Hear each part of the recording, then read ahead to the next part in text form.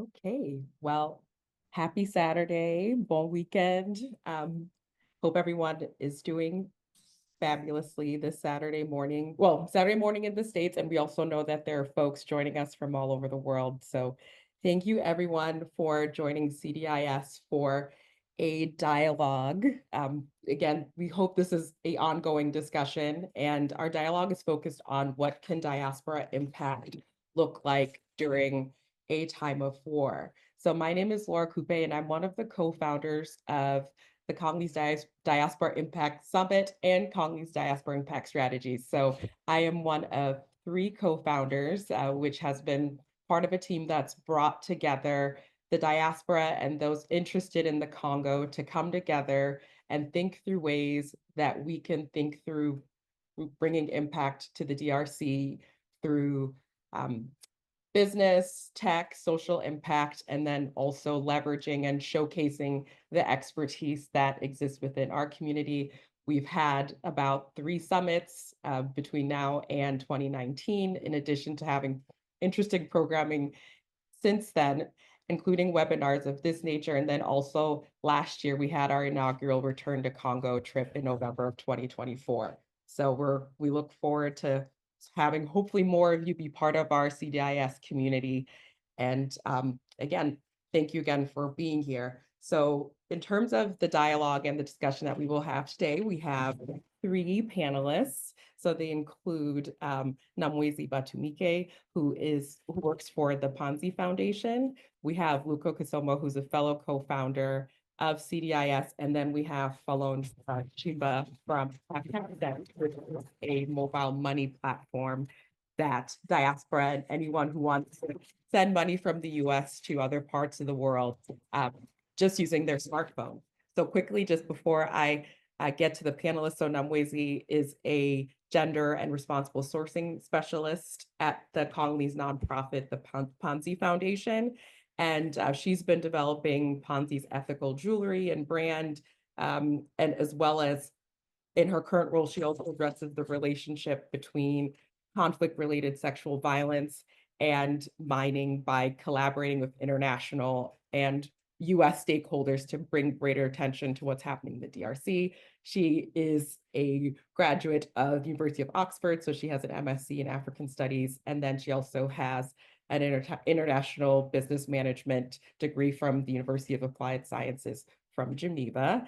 And then we, of course, have Lukogho Kasomo, who's my co-founder, but she's also has an extensive background in international business, development, policy analysis, and then cross-sector collaboration across industries. She's also a former congressional staffer, so definitely looking forward to the input and insight she has regarding strategies that the diaspora could leverage to get US policymakers interested in what's going on in Congo. And then, of course, we have Falone Shimba, who's with Taptap Send, who will also speak to more about how platforms like mobile money can be utilized by the diaspora to help family members back home with their businesses or whatever organizations they want to support, in addition to figuring out how could these tools be used to also help conflict-affected communities. So before I dive in, as we all know, the DRC has been in the news, and clearly we've seen the fall of cities like Kivu, in the Kivus, like Bukavu and Goma. And of course, there's been a unfortunately great deal of suffering for the local population. So recent stats are saying that about 572 individuals have been raped by numbers reported by UNICEF. The Congolese Prime Minister has indicated that about 7,000 individuals have been killed due to the unrest caused by the M23 rebel movement. In response to what's been happening in the DRC, the UN Security Council has adopted a resolution last week condemning the M23's activities. And then also last week, the United States imposed sanctions on 2 individuals tied to the M23, so James Kabarebe and Lawrence Kanyuka. And then the UK just 3 days ago also imposed punitive sanctions. And then, of course, the Congolese diaspora has been mobilized in places like France, US, Canada, and Belgium and South Africa, just to name a few. So places where the diaspora has been active. So I'm getting Nicole to provide us an overview of what's been happening in Eastern DRC, but also to help us understand Panzi's origin story and how the foundation has been responsive to the violence that we unfortunately have seen. And then I will also share my screen shortly, but Nicole, please get started, and then I will share the presentation. Thank you so much, Laura. Thank you, CDIS, for having me today. I'm very honored to be sharing the floor with the three of you, and to be able to have some space to present the work that Panzi does and how it relates to the current situation, and unfortunately to the 30 years long war that we've been experiencing in the East. So you can go ahead with the next slide.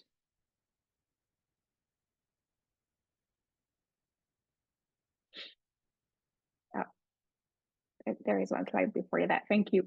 Thank you. So as Laura said, I'm Namwezi Nicole Batumike, and I've been working at the US office at Panzi for a year now as a gender and responsible sourcing specialist. And before that, I was based in Bukavu at our headquarters, working as a project manager for 4 years. So I'll give some background on Panzi. So Panzi Hospital was founded by Dr. Denis Mukwege in 1999.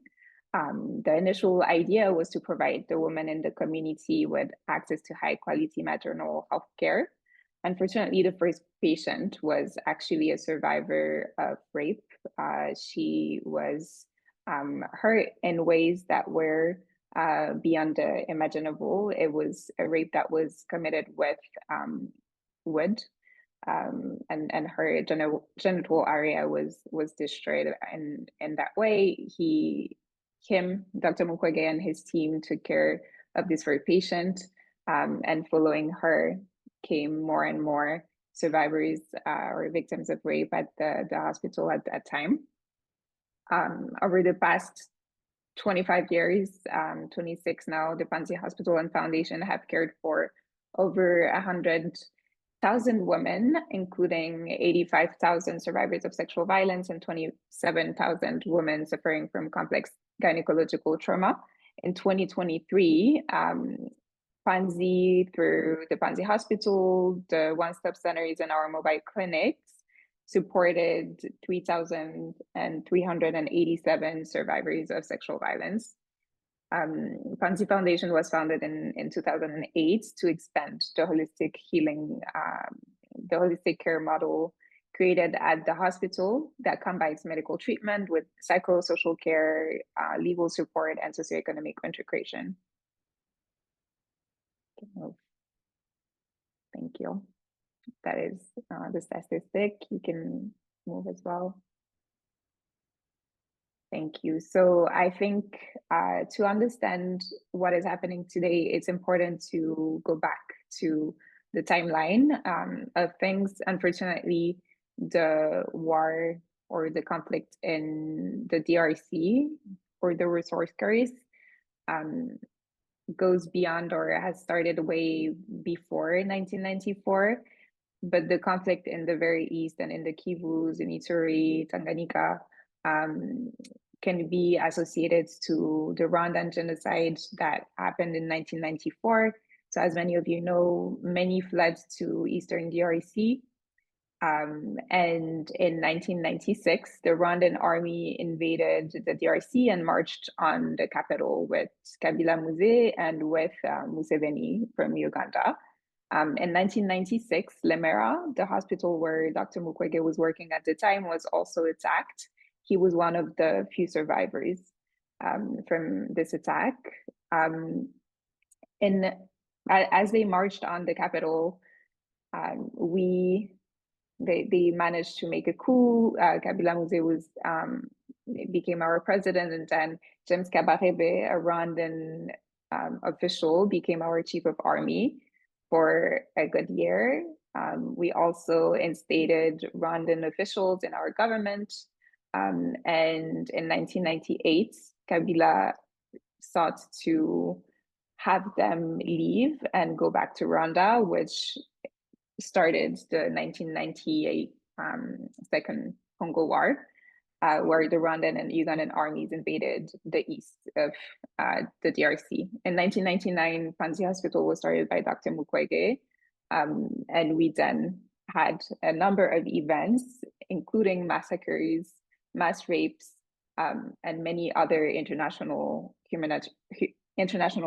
war crimes, that happened in our region and in the rest of the country. For example, in 2000, we had the 6 Days War in Kisangani that was basically the Ugandan army and the Rwandan army fighting each other on Congolese soil for 6 days. So those are a few crimes that we can find in the mapping report that repertoriates 617 crimes that happened between 1993 and 2003. And that was published in 2010. And for those 617 crimes, we never got justice.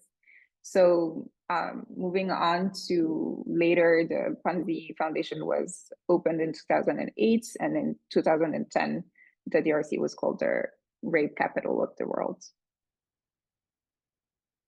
Thank you. So the root cause of the conflict in Eastern DRC right now, or an important trigger, is the fact that we have a lot of resources. We have an estimated 24 trillion USD in untapped deposits in the country.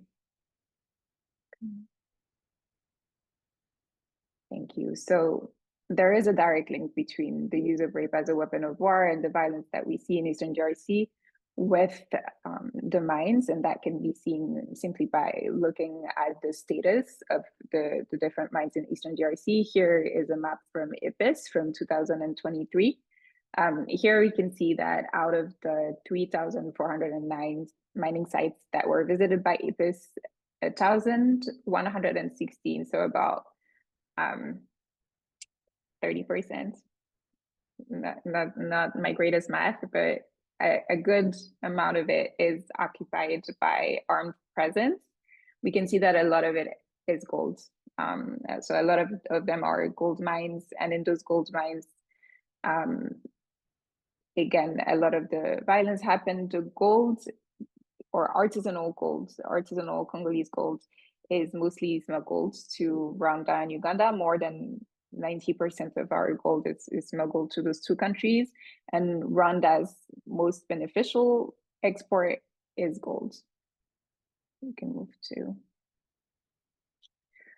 So on Panzi's website, you can find a timeline of the war in the Congo. I'm insisting on that because, again, it's very important to understand why we call it a genocide and for how long it's been lasting, and also how the events today relate to the events in 1994 and the different events that happened later. On the website, we also made an effort to show how it relates to different revolutions in industrial revolutions, the technological advancement as well. For example, in 1994, there was the rise of mobile phones. In 1997, the word smartphone was coined, and we can relate that to what was happening in Masisi and the rest of North Kivu and the rest of the region around that time as well. It's also important, and I think Lukogho is going to go back to that, but it's important to understand that this has been a longer geopolitical war and economic war between the DRC and many other actors beyond Rwanda, as I'm sure we all know here. Yes. So in 2021, we had the renewed M23 resurgence, and the conflict has not since stopped. So unfortunately, in 2021, M23 resurged, started seizing very strategic towns like Bunagana, and unfortunately, there was not a global outrage the way that we are seeing it right now. I wouldn't even call what we are seeing now a global outrage, given the intensity of the war that we're experiencing. But then even in terms of the actions that we took from the government, this was such a strategic moment for us when Bunagana was seized, and it was according to us neglected. Most of the advocates working around the question were already asking for sanctions then from Rwanda. Can continue. So there is a QR code for you to understand the genocide in the Congo War. So that's the full timeline that we have on our website. We can continue. So as I mentioned, rape is used as a weapon of war. We continue. And rape in war comes and it has different characteristics. So it's a method. There are methods, sorry. So perpetrators use tools like collective and public rape, torture, and sexual violence to achieve their goals. So we have examples like the example of Mama Masika. Maybe some of you are familiar, sorry, with Mama Masika, who was raped on top of the body of her dead husband, actually parts of the body of her dead husband, for example, the mass rape. So that is a method that's being used to rape women from entire villages together. They are raped, and that actually causes a trauma on the women, the individuals, but also the community at large. In many cases, women are raped and then buried alive, like in the case of Kasika, for example. Talking about Mama Masika, her 2 daughters were actually victims of the mass rapes in Minova in 2012 that were actually committed by the FRDC, so our own military troops. And another characteristic of mass rape, the use of rape as a weapon of war, is that it's systematic. So it doesn't discriminate in terms of gender, it doesn't discriminate in terms of age, ethnicity, and the latest baby that we had at Panzi Hospital, for example, was last year in 2024, and it was a baby of 6 months. We can continue. So the impact of the use of rape as a weapon of war is that we see massive displacement of the population, destruction of the economy, population reduction, and the destruction of the social fabric and family life, which is a very important element to take into account, especially when we see the different people's reaction and our RP's reactions when it comes to the presence of M23 in Bukavu, for example, or in Goma. I'm sure some of you have seen videos of our compatriots clapping when some of the M23 troops come in. Obviously, some are clapping because of fear, but some people are actually clapping because they do think that this is going to bring a certain resemblance of peace to them, or something that is going to be different from what they've experienced for the past 30 years. And those elements are very important to also recognize that there is a lot of healing that we have to work towards, and that we'll have to work towards as the war is going on, but also after. Can continue. So the holistic care model I've mentioned, this is what Panzi's model is based on. So we support survivors and the communities through those 4 pillars. So we provide medical care, psychosocial assistance, legal services, and socioeconomic integration programs. Continue. Our location, so Panzi is, our headquarters is in Bukavu, where we have the hospital and the foundation. And then we also have a one-stop center in Mulamba and Bulenga. So those 2 are also hospitals. And we support other one-stop centers in the region. Mobile clinics as well are running around those different hospitals in mining areas, for example. We are also present in Kasai. We are also present in Tanganyika. And we have a one-stop center in Kinshasa. So I wanted to give a better idea also of the way that we engage with the international community as Congolese and as a Congolese organization. A lot of it is the advocacy work that we do for peace in the DRC and for the end of the use of rape as a weapon of war worldwide. We also work with different stakeholders from all industry to influence legislation, policy changes, and mineral industry standards. And we obviously have our programming on the ground in the DRC, where we work with communities towards transformative programs for sustainable development and community empowerment. Earlier, Laura introduced me also saying that we had worked on an ethical jewelry brand in Bukavu. So that is an example for transformative programs where we seek to create an inclusive and ethical value chains using our own minerals, reversing the negative relationship between our minerals and the women in the DRC. Thank you so much. That's QR codes to Panzi's website for donation if you want to support the work that we do at Panzi. And that is it for the short presentation. Thank you.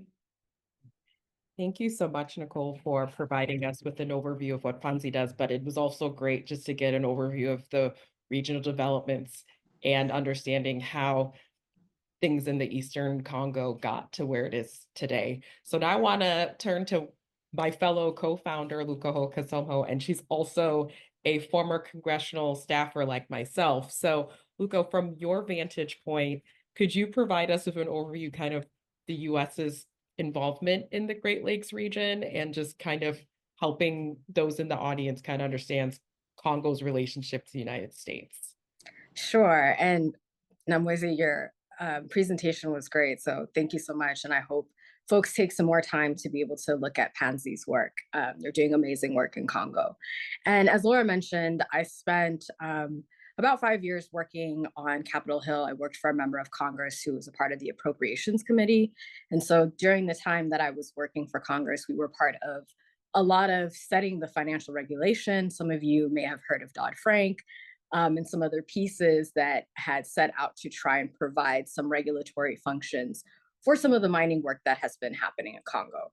One thing I want to step back and just say, the relationship between the US and Congo is one that has been pretty fraught and has been pretty complicated for the last over 100 years.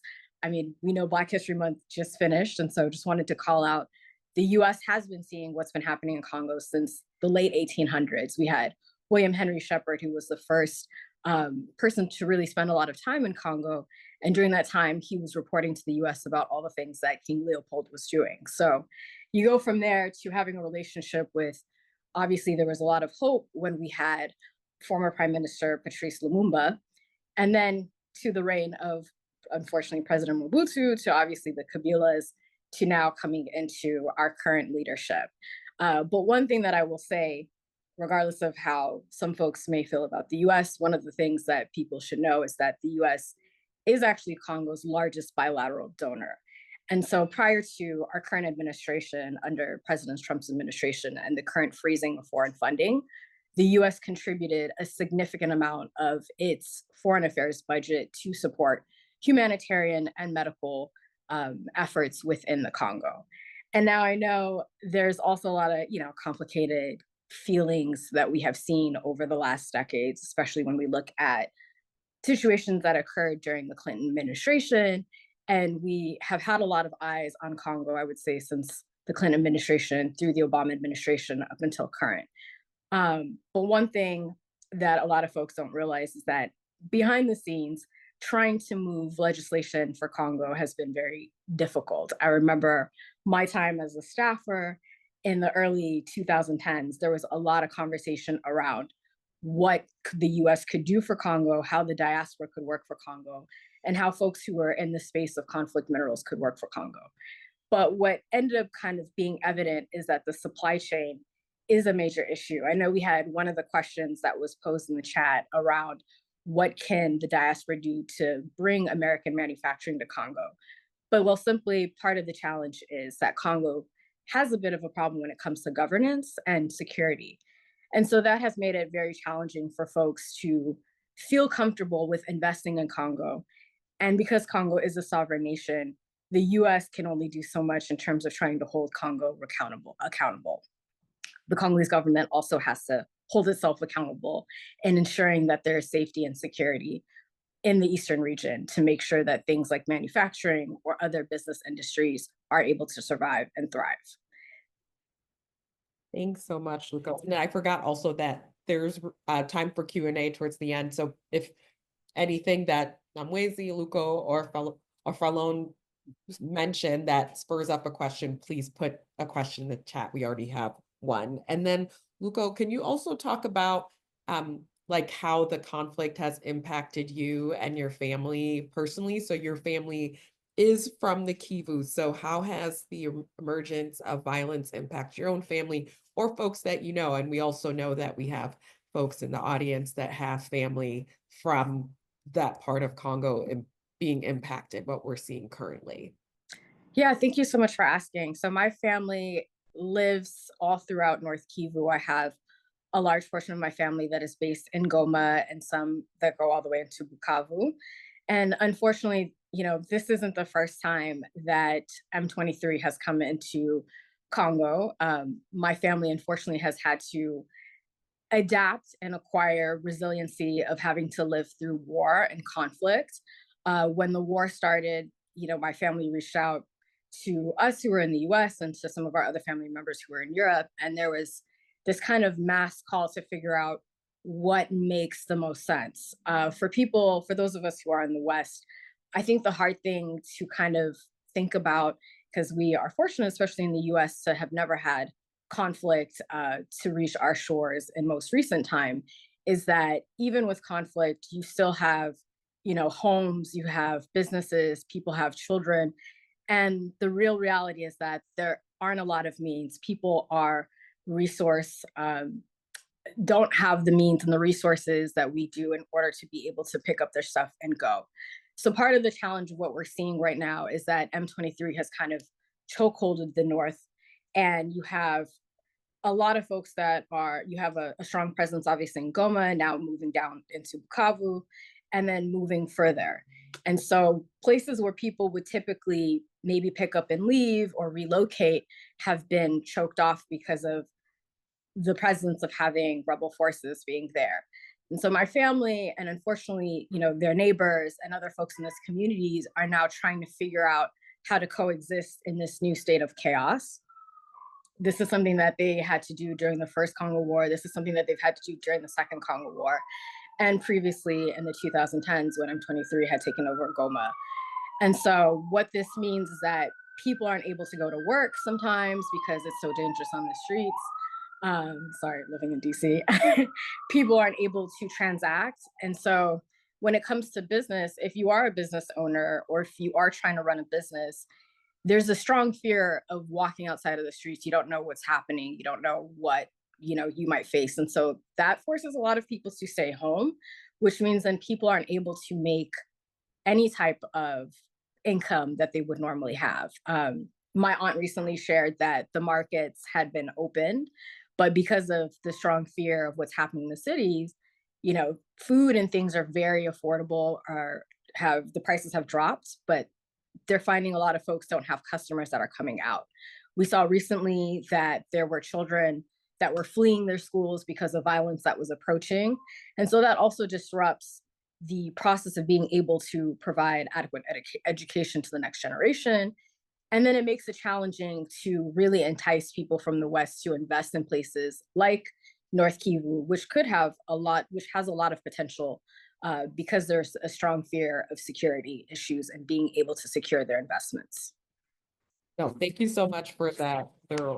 Then my final question to you is, what do you think diaspora engagement looks like in this new reality? So also, as I mentioned earlier, CDIS did our inaugural Return to Congo trip in November of 2024. And so I'm just wanted to hear your thoughts and maybe also share with the folks online, what was it like to be there on the ground recently? Granted, we were in Kinshasa, not in Goma. So kind of like, how would you maybe recommend that the diaspora talk to policymakers, whether in the States or Europe or Canada, wherever folks are watching from, especially having been on the ground recently? Sure. So one thing I will say, we are in a different time. I think when Laura and myself, we first moved to DC, that was the beginning of Instagram and some of these social media tools that we have now. Obviously, over the last decade plus, there are so many new social media tools that have existed. And so one of the really cool things that I've been able to see and what we've been able to witness is that there's been a lot of spread around the advocacy and what's going on in Congo through TikTok, through Instagram, through YouTube, through even LinkedIn. So we have so many social media tools that exist now. You don't necessarily have to wait on traditional media outlets to be able to tell the news.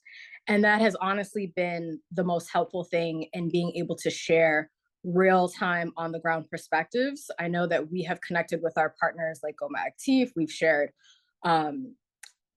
content from Friends of the Congo. We have other folks who are on the ground that are constantly sharing things that we've also shared through our social media networks. And so if you have a platform on social media or in those spaces, that is one of the easiest ways in which you can kind of get involved. From a advocacy on the political kind of US Congress space, I think most people don't know, but whether it's your local members and local representatives at City Hall in the city that you live in, all the way up to your state representatives, and then going to your representatives that are in Congress, you have the ability to actually write to them. You can visit their offices. You can request meetings with these individuals. You don't have to be anyone necessarily with a background in advocacy or policy. And I have encouraged a lot of folks, especially if you live in DC or if you come to DC, to take that time to reach out to your local member of Congress, both your senator and whoever is representing you on the House side, to say, hey, I want to sit down and I want to talk to them as a constituent, as someone who has family, maybe not within their constituency, to say, this is what's happening to my family in Congo. And right now, what we're really trying to do is press the US government to understand that there is a huge interest in order for Congo to intervene and also to provide some sort of regulation against the Congolese government, and also what's been happening in terms of holding M23 through Rwanda accountable. And that's really sanctioning Rwanda and sanctioning the bad actors that have been coming to Congo. So I will say that as an encouragement. We will be sharing some more information in terms of like how you can find your local representative. If you need some language in terms of what to write in those letters or what to say to those folks, we will also be sharing that. And then also sharing our partners who have been diligently running these call campaigns for the last several weeks. And also, just to add, also, if you're not in DC, it's okay too, because the members also have local offices. So yes. Check if if you're for the House, again, this is very US specific, so sorry to any Canadian or other European or wherever you are, in terms of the diaspora, there are similar tactics that you could probably employ, but at least in the United States, members, including senators, also have local offices. So you don't always have to be in DC, understanding everyone has busy lives. And so Nicole, just wanted to go quickly back to you. So in terms of how can, I mean, you shared the QR code, but again, how can diaspora organizations support, organizations like your own, as well as are there, from your vantage point, again, these are your recommendations, maybe other organizations that are doing great impactful work in the Kivus that folks could support. So kind of going from there, and then I'll have some follow-up questions. Thank you, Laura. I think that there are ways to support institutions or infrastructures that we know are responding directly to victims or even victims associations. And so for victims associations, I would recommend the Survivors Network. I believe their page on Instagram is Survivante. Donc SURVIVANTES. And then if you want to find them through other means, it's Mouvement des Survivantes en RDC. on Google, and you should find them. They also have a GoFundMe that's ongoing right now, that is available. And I would also say Goma Actif. Goma Actif is very active in the camps right now, obviously challenged by the situation in Goma, but Goma Actif is made of Goma Tracien. So it's supporting the Goma population directly as well. And then talking about infrastructure is what I meant was hospitals. Hospitals right now in Goma, in Bukavu are overwhelmed. And so looking into the general hospitals, like the Keshero Hospital, that is a partner of the Panzi hospital that is in Goma. The Keshero Hospital, I can write it in, I'm not sure if my text in the chat go to everyone, but I can write it to you, Laura, and we can share it in the chat. There is the Keshero Hospital, Heal Africa as well, who is doing similar work than Panzi, and who is in Goma, and obviously the Panzi Hospital, which is also acting as a hospital right now, or has always done that. I think a lot of people are also confused on the type of services that Panzi provides, because Panzi, yes, works with survivors of sexual violence. We have a wing that is dedicated to survivors. We have a huge wing for surgery and gynecological surgeries, sorry, but we are a hospital that treats patients for everything. We are a general hôpital de référence, reference hospital in South Kivu. So supporting hospitals directly is a way to support the population directly. Great. And then I guess, and this will definitely get, this is how Falone gets into the conversation, but what are the best ways to send money? Because, you know, especially if you're thinking about sending money to organizations in Eastern Congo, maybe Western Union is not the easiest way to go. So what are the best methods to send financial resources to organizations like yours? Especially if you want that to go to organizations on the ground. So I would say definitely today with the situation, I would just take an image for everyone to understand. For instance, as Lukogho was saying, but also in our team, the Congolese team at Taptap Send, we have people who have direct families in the eastern region of Congo, especially in Goma. And we also have been working for now 2 years with some associations on the ground. And when all that situation happened, like the recent one, they had to have direct, they needed funds. They needed to go, their family needed to leave their place at that moment.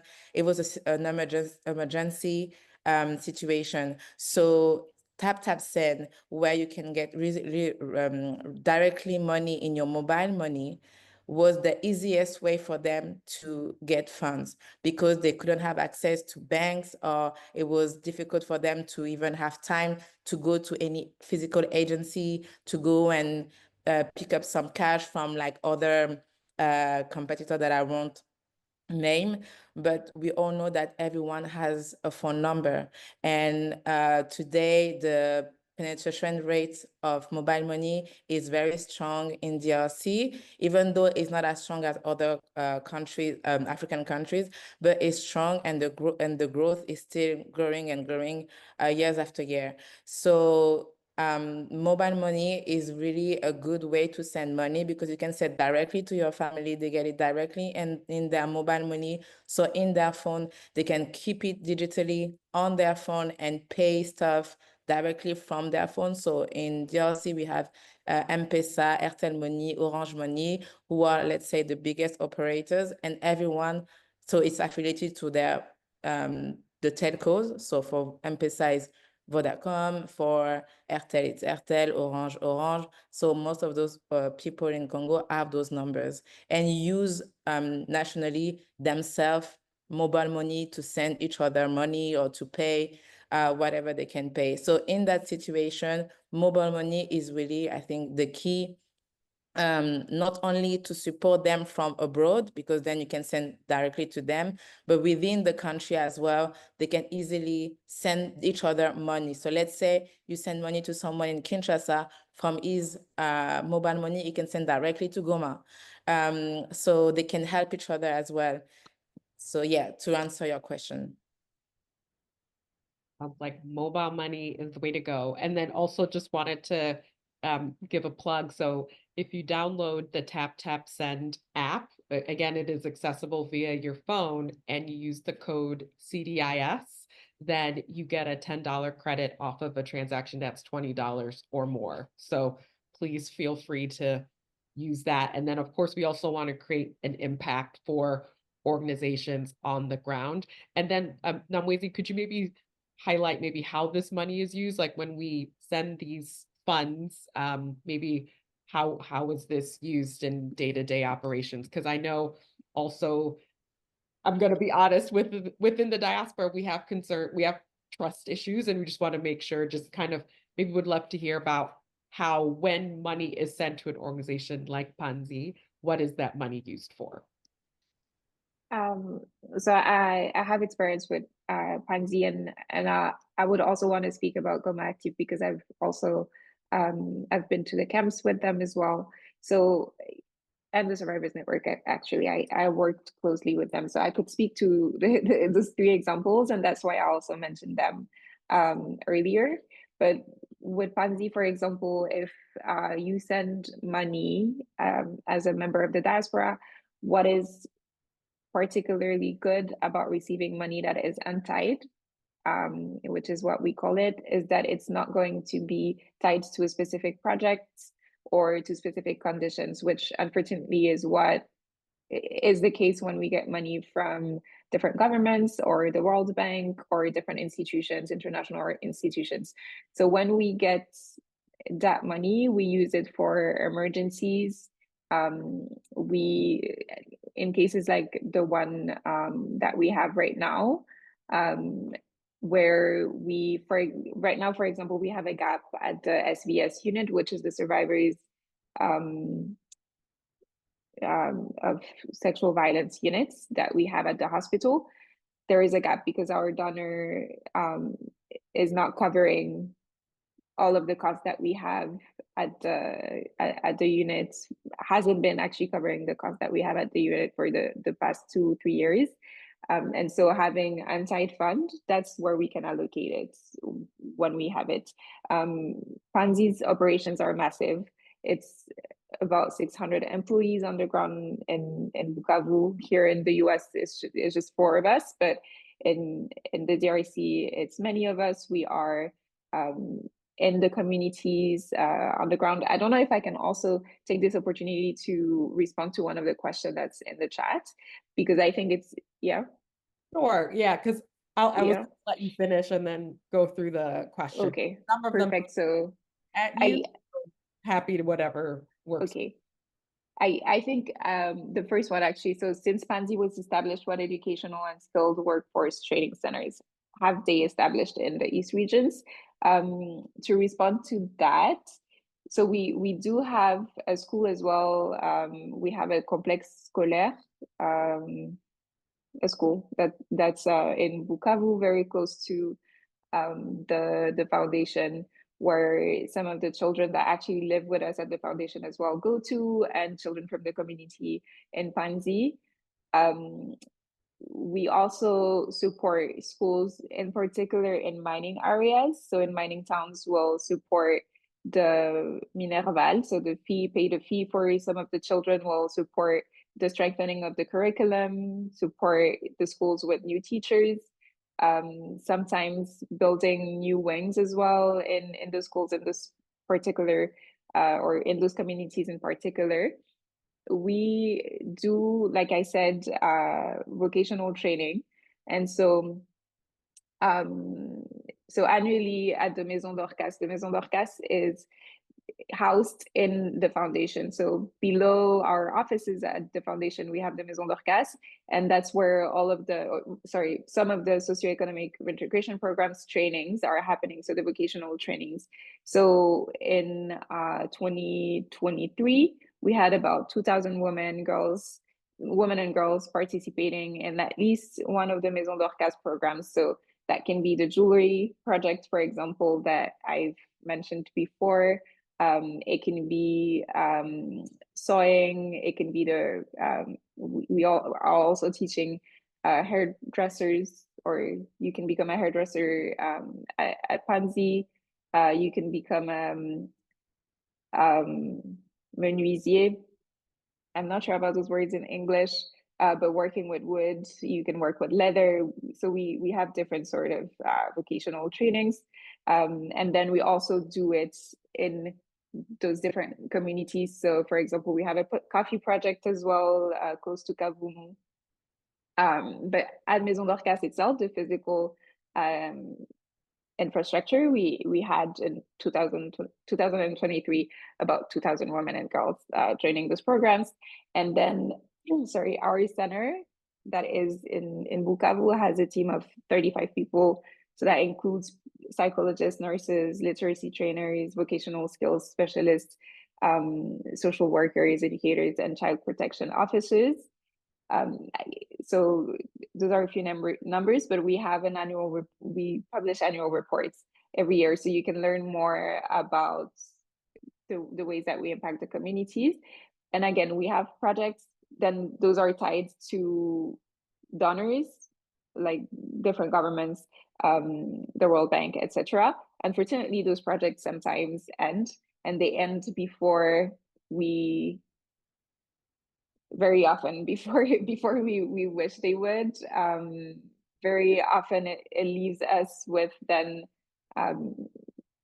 some scarcity in terms of the projects that we're providing things to the communities. So in those ways, having untied funding is our way to make sure that we either have an exit strategy that is smooth and better for some of the communities, or we can continue certain of the projects, or the SVS unit, which is very indispensable for our communities.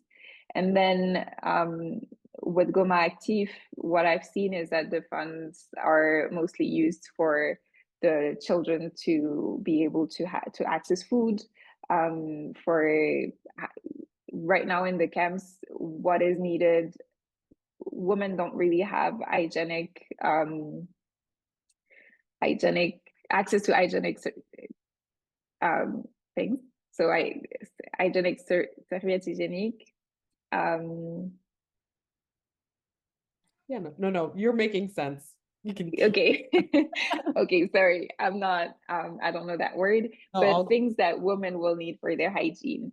And so I think those are priorities for the groups that are working in the camps, especially for Goma Actif, who has been prioritizing women and children in those camps because they are the most vulnerable in that way. And the Survivors Network is made of survivors who help new victims access care. So what they do is that with the funds that they have, they either look for new victims or have new victims come to them because they are now known in the communities that they live in. So new victims go to them so that they can then access care. And they accompany them, they provide psychological support, but they also make sure that they can access the medical care. They pay for them. If they need to come to Bukavu, for example, if they are in Goma and they need specific gynecological surgery, they will be able to come to Bukavu with that money, for example.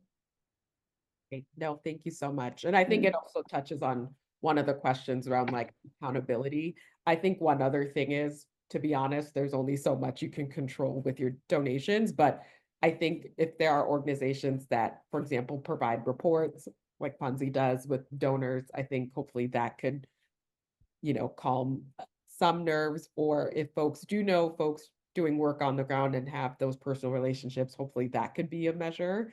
I'm trying to, so we have about 10 to 15 minutes. I'm trying to kind of summarize some of the questions. So actually, Lukogho, I think they're kind of a good chunk touch on you. So there's a number of questions about, how to put pressures effectively on members of Congress or MPs, I think for folks that are based overseas, as well as how do you also get community organizers in the States to be more active on Congo policy here stateside, and then just also how to mobilize the Congolese diaspora for this cause, including young people. So maybe I think that what I just raised captures a good chunk, and then there's maybe another question or two that I'd like to pose to the group. Sure. So kind of going back to what I said, whether you're actually in the US, Canada, or Europe, as we've kind of previously mentioned, make sure that you are reaching out to your various representatives. And one thing that I want to flag, when I started working on Congress, my first job was a legislative correspondent. And so what that was, funny enough, and most people don't believe it, but I would read all of the mail that would come into our office, and I was charged with making sure that there was a response set out. So if you send an email, or if you send a hard letter, which I know we don't all communicate anymore by sending hard letters or sending envelopes to people, but that is the one way that you'll make sure that you get a response. And that's sometimes the first time that an LA, a legislative assistant who is handling the foreign policy portfolio, might become aware of the issue that's happening in Congo. So one thing that I can say for people who are coming from states like New York, California, Texas, some of these places that are larger and obviously have a larger Congolese population, there's more of an awareness. But if you are someone who lives in, say, Middle America, you live in Iowa, you live in one of the Dakotas or something of that space, oftentimes you're going to have your members who haven't really thought about Congo because they're not in a space or in a position in the US where foreign policy is something that's at the top of their portfolio. And so it is a good kind of just activity of habit to reach out, and that's, you can call folks, you can write through email, you can write letters, and you also do not have to be from their constituency base. Now, it's more impactful if you do happen to live either in the state, the city, or the region in which that local, that representative is based in, but don't feel constrained to geographics. I saw some folks here who are kind of talking about different ways in which they can get involved or hold kind of community members involved. And so there are a couple things that people have been talking about. We know historically, as we've been talking about the increase of use through smartphones, there's been a lot of conversations around how can we become more ethical consumers. And so it's things like, I know I've had my phone for several years and I've kind of committed to not getting the latest iPhone or not getting the latest tech products. And it's things like that you can educate other folks in your communities about the supply chain. I think that's one thing that not a lot of people understand, just how involved the resources that are coming out of Congo help make our lives, quote unquote, easier.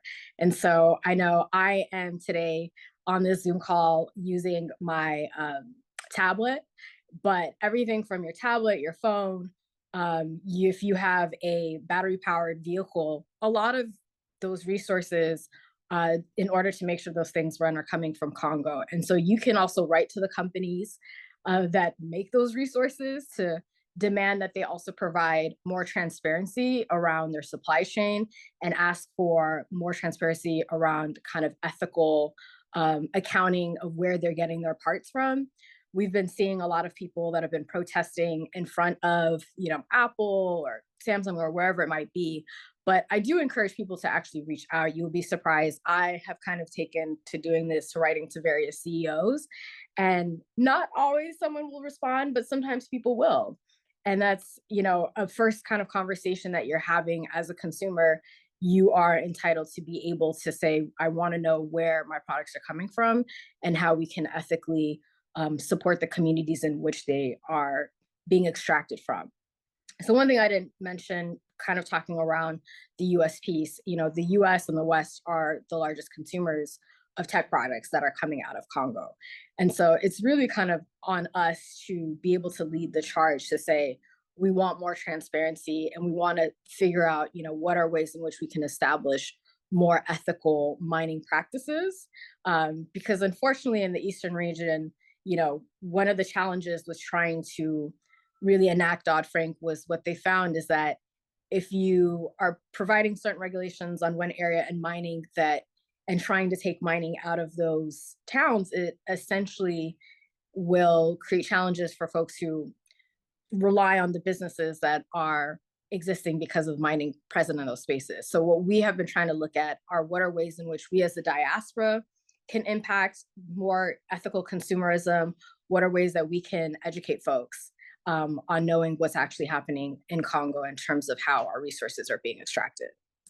I did see another question around, someone had asked something about, professional spaces and what are ways that the diaspora can use their education and their careers also to kind of make a change.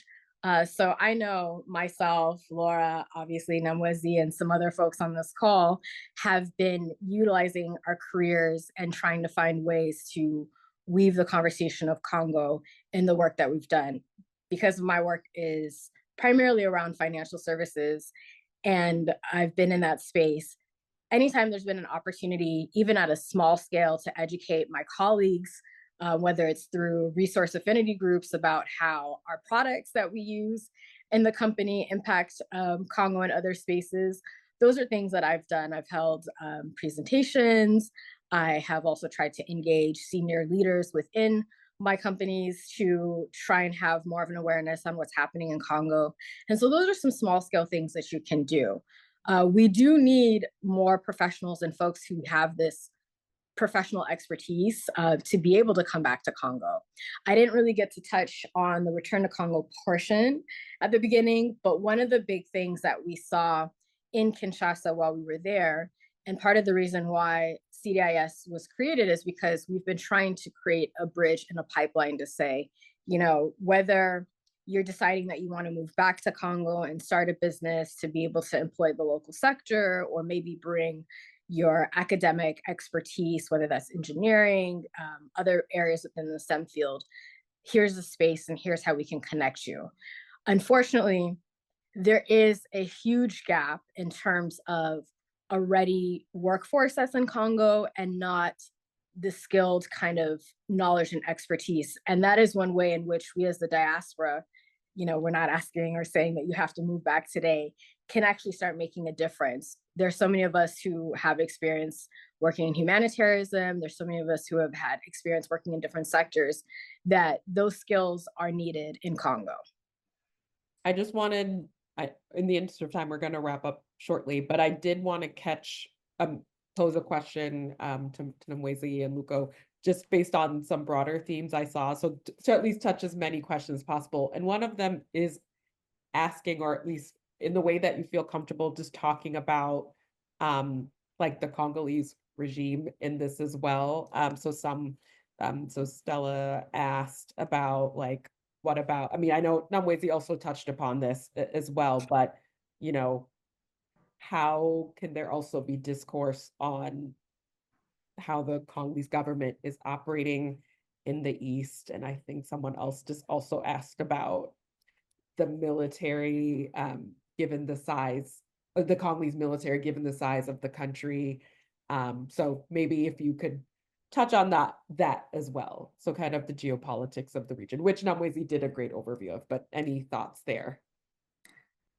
Let me actually let Namwezi close first and kind of give her 2 cents, and then I will follow up from there.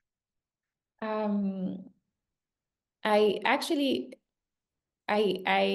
think that there was also another question that I can tie to that, Yes, which was, have the Congolese government or private sector been successful in demanding local value addition in exchange for access to strategic raw materials, particularly strategic minerals?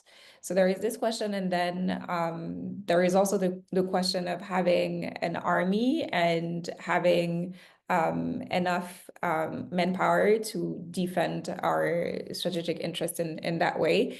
So this has definitely not been treated as the priority that it should have been, talking about the army. from our Congolese government. I think that we as Congolese indeed need to be able to look inwards and understand how the different regimes that have been put in place have been functioning and how they've been prioritizing certain things and others not, sorry. We do have agency to a certain extent. I think it's also important to recognize where it's a bit more difficult for us to apply that agency or deal with certain issues that have been very much lasting from for a very long time. We are still, and again, this is not to put the fault, but it's to contextualize. We still do have people in our army that have been there since the 90s. So understanding that, understanding how some of our colonel are former kadogos that were children that were trained by the IFDL in the 90s, those are very important things to understand.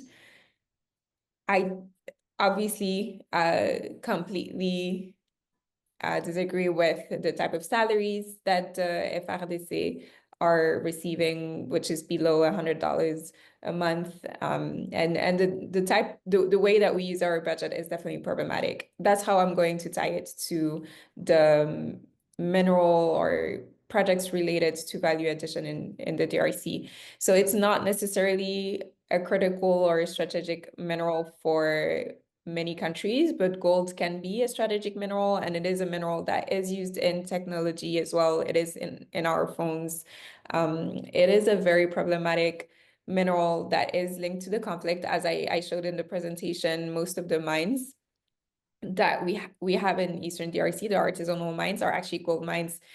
That is the most profitable export for Rwanda. Again, it ends in, most of the time it ends in the UAE. So the UAE then refines it to a certain extent and then exports it to the rest of the world, very often Switzerland, which is the first importer of gold in the world, first exporter as well. When it gets to Switzerland, because of the rules in the industry, it's already considered recycled gold. So you can't retrace it to Congo just because it has already been processed in more than 2 places. It becomes, it is okay for you to name it or label it as recycled gold. So those are problems that we have in those industries that we need to be aware of. And that's also to tie my comments to Lukogho's. Those are things that we need to understand to a minimum so that we can say, we don't agree with how this was communicated, or we need the brand to let us know what they mean by recycled gold. We can read the brand's impact reports. So every year, Tesla, Google, jewelry brands as well, or luxury brands, Omega, Rolex, will have impact reports, and they will talk about where they source and what they do in those communities. You can read it. If you aren't happy with the language, you can email them. You can quote them on your social media and say, I do not agree with how this was stated, or what does that mean, you know, and retie it to us, because at the end of the day, the global value chains, regardless of the existence of certain certification programs, they are contaminated. It's still, those programs are very unsuccessful. Dodd-Frank, you can read about Dodd-Frank, unfortunately, has been ineffective. So reading about those different systems that have been put in place as well to understand them is important. That we've had regimes where, unfortunately, there is an intention to rent seek and to find money in those deals. And unfortunately, if we also do not solve those issues, we can have whatever sort of initiative that is for value addition in the DRC, it might not work. And I'm saying that because right now we have MOU signed with the EU, we have MOU signed with the US with the Lobito corridor, for example. Those could be opportunities. We can't blame the US and say, oh, the US came and, you know, there is this deal and they are trying to rip us off with the Lobito corridor, while actually those people are gonna build a real rail from the DRC to Lobito to Benguela in Angola. and we'll be able to trade. We will have access to an infrastructure to move around, to trade not only minerals, but many other things. The problem is also not just those powers that invest in us for those things. Yes, they can see their part in this and their share in this, but as long as we don't know how to negotiate our contracts, as long as we give fiscal incentives, which we do, the DRC is the country that has given the longest fiscal incentives to mining companies, going up to 42 years, where you don't have to pay full royalties over your operations.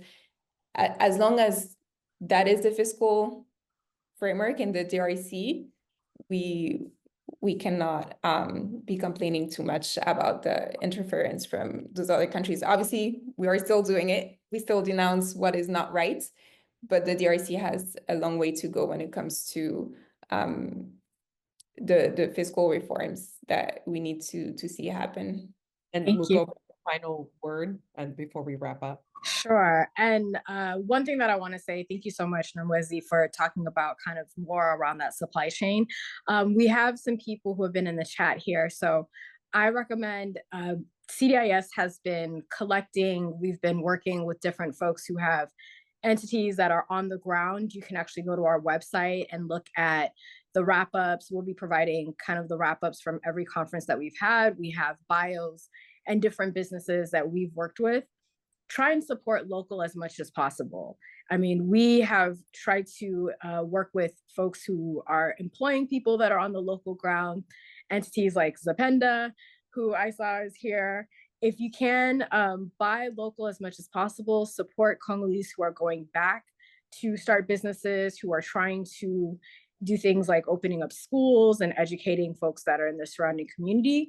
And really, you can utilize CDIS as a resource to be able to find more information on who those individuals are. If you go to our YouTube, we have videos from all of our summits. And so you can also kind of hear a little bit more from folks who have been working on the ground, who have been engaged and supporting the local communities there. So that's my one big call to action. And try and find a way in which you can advocate in the space in which you can. So whether that's a small thing of this week, calling your member of Congress, or going to sit in on your local city hall and, you know, learning more about what's happening there and how holding your city as well accountable, or even reaching out to the different CEOs of things that you consume. That's a small action that can have a big impact at the end of the day. But we are here as resources. Myself, Laura, Namwezi, we're all on LinkedIn if you have any additional questions. And then I know there are some questions that we weren't able to answer at the moment. So we will also go through and mine and see what we didn't answer during the session and then provide a follow-up there. But just want to thank every single person for their time and joining us on this Saturday morning, afternoon, and evening. Thank you. And then again, we see this as the beginning of our conversation. So if there's demand for follow-on discussion, we're more than happy to do that. I think based on the engagement we're getting, that's the answer is a yes. And then again, also thank you to Falone from Taptap Send for joining us and letting us know about her platform. So also support Falone, who's also Congolese. So this was an all-woman, all Congolese descent panel, just showing the greatness that, you know, resides in our community across sectors, across backgrounds. Of course, make sure to download Taptap Send and use it for transactions, again, that best suit for you. But preferably, of course, we would love to get donations to be sent to organizations on the ground in Eastern Congo, because as we see, it is desperately needed. So again, we will follow up with information to stay in touch. And again, we wish you all a great Saturday afternoon, evening, wherever you are. And thanks again. Bye. Bye. Thank you. Thank you. Bye-bye. Bye.